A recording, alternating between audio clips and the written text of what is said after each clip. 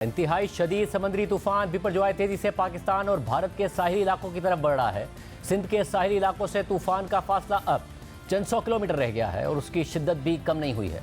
महकमा मौसमियात के मुताबिक 15 जून की दोपहर को समुद्री तूफान पाकिस्तान में केटी बंदर और भारतीय गुजरात के दरमियान से गुजरेगा। केटी बंदर पर 10 से 12 फीट बुलंद लहरें उठने का खदशा है, जबकि 120 किलोमीटर फी घंटा की रफ्तार से तेज़ हवाएं भी चलेंगी। मगर कल या परसों से ही कराची, हैदराबाद, ठट्टा, बदीन, थरपारकर, उमरकोट और मीरपुर खास में तूफानी बारिशें, आंधी और तेज़ हवाएं चलने की पेशगोई की गई है और ये सिलसिला 17 जून तक जारी रहेगा। महकमा मौसमियात के मुताबिक सिंध के इन साहिली इलाकों में 300 से 400 मिलीमीटर तक बारिश का इम्कान हो सकता है।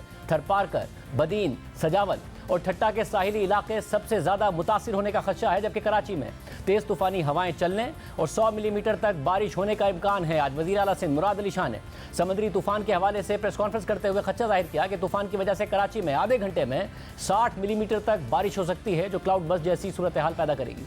तूफान का रुख चेंज हो रहा है, कराची को डायरेक्ट हिट तो नहीं कर रहा, लेकिन इस तूफान के साथ तेज हवाएं और बारिश होगी। जो इन्होंने प्रिडिक्ट किया है कि वो कह रहे हैं कि तकरीबन आधे घंटे में 60 मिलीमीटर बारिश यानी 2.5 इंच के करीब बारिश आधे घंटे में होगी। ये एक क्लाउड बर्स्ट वाला सिस्टम होगा।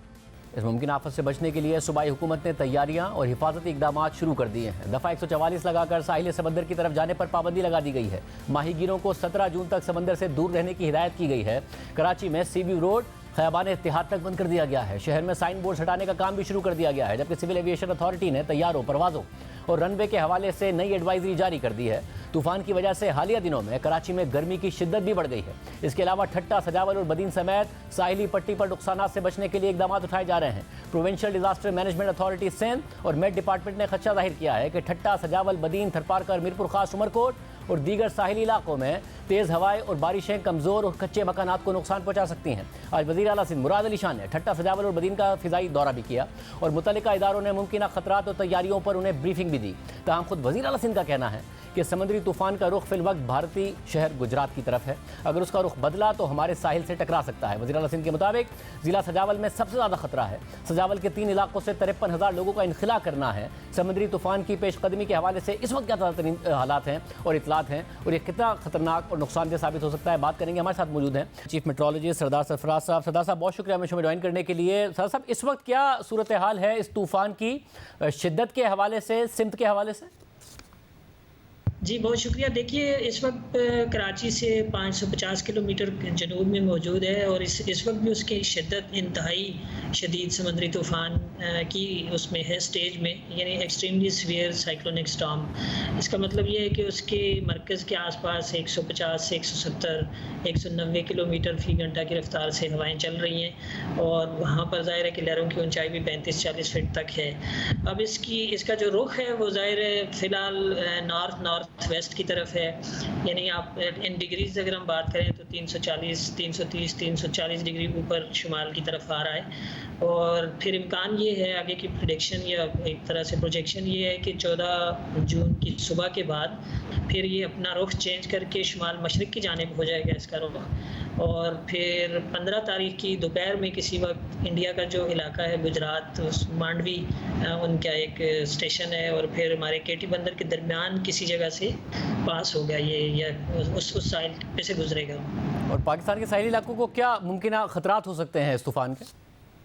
जी देखिए, चूँकि काफ़ी बड़ा सिस्टम होता है, उसका फैलाव काफ़ी होता है। जिस जगह से भी गुजरे तो ज़ाहिर है 25-30 किलोमीटर तक या 40 किलोमीटर तक तो आई ऑफ स्टॉर्म होती है, तो ज़्यादा डैमेजिंग यही होता है कि वो जिस एरिया से गुजरे, लेकिन उसके बाहर की जो पेरिफेरी होती है ज़ाहिर है उसकी जद में आएगा हमारी जो ठट्ठा डिस्ट्रिक्ट की जो साइली पट्टी है केटी बंदर और उसके साथ जो खारोचान और दूसरी जो मलिका जाती आगे, ये जो एरियाज़ हैं, तो हाई इंटेंसिटी विंड्स आपको बहुत वहाँ पर मिल सकती हैं। ज़ाहिर है कि 80 से 100 किलोमीटर फ़ी घंटे की रफ़्तार से इतनी हवाएं चल सकती हैं वहाँ पर, और फिर ये कि लहरों की ऊंचाई ज़्यादा हो सकती है उस एरिया में, और तीसरा ये कि बारिशें मुसलसल 3-4 दिन तक उसके इन्फ्लुएंस में इम्कान रहता है कि बहुत टोरेंशियल किस्म की रेंज हों, तो ज़ाहिर है वो इनंडेट हो सकता है वो एरिया। समंदर के पानी भी नशेबी इलाकों में अंदर आ सकते हैं। जैसे कराची की हम मिसाल लें तो जो नशेबी इलाके हैं, इब्राहिम हैदरी गोट या मुबारक विलेज या बाबा बेटशाह, यहाँ पर अगर समंदर की ऊंची लहर आ जाती है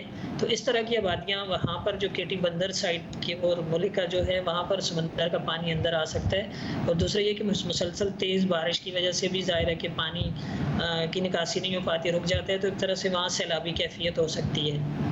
और मुमकिन तौर पर बहुत तेज़ बारिशें और तेज़ हवाएं कराची से लेकर ठट्टा, सजावल, बदीन इन एरियाज़ में होंगी।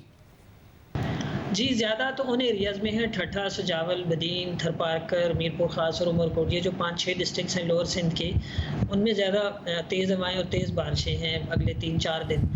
कराची में भी आंधी तो चल सकती है तेज़, लेकिन यहाँ मुसलसल नहीं है, मतलब वक्फे वक्फे से है। ख़ासकर जो पहला होगा ये दिन कह लें आप 14 तारीख को आंधी चल सकती है, उसमें 60 से 70 किलोमीटर फ़ी घंटा की रफ्तार से हवाएं चल सकती हैं। अमूमन जब डस्ट स्टॉर्म आता है हीटिंग की वजह से भी किसी एरिया में, पहले भी कराची में हम देख चुके हैं ये, तो 70, 75, 80 किलोमीटर तक हवा की रफ्तार चली जाती है डस्ट स्टॉर्म के नतीजे में भी। तो यहाँ भी बारिश अमूमी तौर पर दरमियाने दर्जे की है, किसी आइसोलेटेड जगह पर हैवी फॉल्स भी हो सकता है, उसको हम रूल आउट नहीं कर सकते क्योंकि इसका जो वेदर सिस्टम होता है इसके साथ ये एसोसिएटेड क्लाउड मास होता है, वो खासे बड़े एरिया को कवर कर रहा होता है, तो इस तरह से वो पूरे इस एरिया को स्वीप करता हुआ आगे निकलेगा। तो कराची से ऊपर हैदराबाद और सांगड़ और नवाबशाह तक भी कहीं कहीं बारिश इसके इन्फ्लुएंस में हो सकती है। क्योंकि चीफ मिनिस्टर कहते हैं क्लाउड बस्ट, यानी कि आधे घंटे में बहुत सारी बारिश हो जाना, 60-70 मिलीमीटर बारिश हो जाना, इसके भी इम्कानात हैं। जी, इस सूरत हाल में इम्कान हो सकता है बिल्कुल, खासकर जो वही साउथ ईस्टर्न सिंध की पट्टी है उधर ज़्यादा इम्कान होता है इस तरह के फिनोमेना का। और तो इसमें यही है कि वैसे जो आपका बारिशों का स्पेल होता है ना, उसमें कोई एक तरह से आ जाता है, बीच में ब्रेक आता है और फिर उस तरह से एक तरह से आपको टाइम मिल जाता है। लेकिन जो साउथ ईस्टर्न सिंध की पट्टी है जो बिल्कुल एक तरह से उसकी इमीडिएट पेरिफेरी में आएगी, तो वहाँ पर ज़्यादा बारिशों का इसी तरह से मतलब कोई बहुत हैवी स्पेल भी हो सकता है किसी टाइम पे। बहुत शुक्रिया। महकमा मौसमियात के मुताबिक समंदरी तूफान केटी बंदर से गुजर सकता है, वहाँ पर क्या हालात हैं और किस तरह की तैयारियाँ की गई हैं, तफसीलात बता रहे हैं हमारे नुमाइंदे शाहिद सिद्दीकी।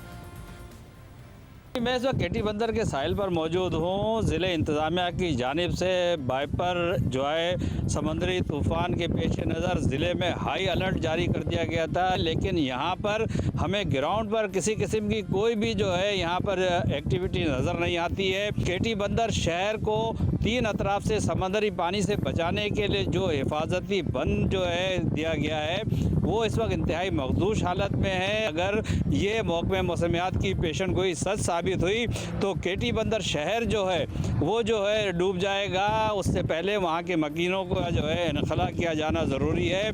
जो अंदर जज़ायर के अंदर जो मुख्तलिफ जो है समंदरी जज़ायर के ऊपर जो है 2 से 3 हज़ार अफराद जो है इस वक्त भी जो है मौजूद हैं, जिनके इनखला के लिए अब बातें तो की जा रही हैं लेकिन अमली काम नहीं किया जा रहा है। वज़ीर आला की सख्त हिदायत के बाद केटी बंदर शहर के एक प्राइमरी स्कूल के अंदर आर्जी तौर पर एक रिलीफ कैंप का जो है इनकाद कर दिया गया है, लेकिन उसके अंदर भी हमें लोग देखने में नहीं आए। वहाँ 8 से 10 लोग जो है उनको, जिनमें ख़वातीन, बच्चे और बूढ़े शामिल थे, उनको लाकर जो है बसाया गया है। जबकि जो माहीगीर जिनका ताल्लुक जो है ज़िला बदीन, सुजावल और कराची के अजला से है, उनकी कश्तियाँ भी साहिल पर लाकर जो खड़ी कर दी गई हैं, वो भी सख्त परेशानी से 2-4 नज़र आते हैं। बदीन की सूरत हाल और हिफाजती इक़दाम के हवाले से तफसीलात बता रहे हैं हमारे नुमाइंदे एजाज भाई। मैं इस वक्त ज़ेरी सिंध के अहम साइली मरकज़ 0 पॉइंट पर मौजूद हूँ। 2500 से 3000 घरों पर मुश्तमिल यहाँ पे जो है माहीगीरों की बस्ती है। यहाँ से भी लोग अब नकल मकानी कर रहे हैं। ट्रैक्टर ट्रालियों, शेज़ो, डाटसन पर ये जो है अपने बच्चों समेत यहाँ से शिफ्ट हो रहे हैं। कच्चे घरों में यहाँ ये मुकीम थे, अब ये कच्चे घर जो हैं वो खाली हो चुके हैं और लोग अपना बचा कुचा कीमती सामान लेकर यहाँ से महफूज मकामात की जानिब शिफ्ट हो रहे हैं। ज़िली इंतज़ामी की जानिब से मुख्तलिफ मकामात पर इन माहीगीरों के लिए जो है रिलीफ कैंप्स कायम किए गए हैं, जहाँ पर इनको मुंतकिल किया जा रहा है। पाक रेंजर्स के जवान हैं जो कि इंतजामिया की मदद कर रहे हैं और जो ये मुंतकली में भी लोगों की मदद कर रहे हैं। तो यहाँ पे जो 2500 से 3000 घरों पर मुश्किल एक बस्ती थी, अब यहाँ पे बस्ती के लोग जो हैं अब महफूज मकामात की तरफ आस्ता आस्ता जा रहे हैं और इनखला का अमल अब जारी है।